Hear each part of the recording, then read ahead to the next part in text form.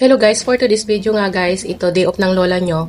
At syempre sa pagkakataon na ito ay mayroon na naman tayong pagkakataon para mapuntahan yung mga lugar dito sa Israel na kung saan ay very historical places po dito. At isa talaga sa mga pangarap ko na mabisita ang mga lugar na ito.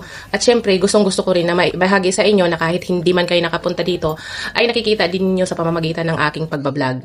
Itong unang lugar na pinuntahan namin ngayon ay ito yung lugar na kung saan matatagpuan sa Nazareth. Ito yung lugar na tinatawag na Mount Precipice.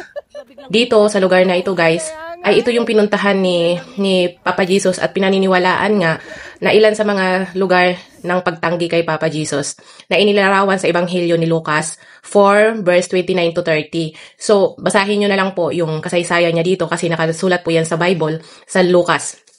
So ayon nga sa kwento, ang mga tao dito sa Nazareth ay hindi tinanggap si Jesus na bilang isang Misayas. At ang mga tao dito ay sinubukan nila na itulak siya dito sa bundok na ito. Pero sa kabila ng lahat, siya ay dumaan sa kanila, sa gitna nila at umalis.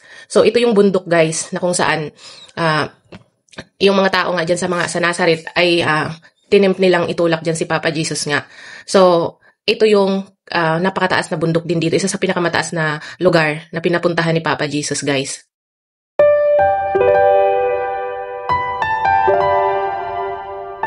Bye.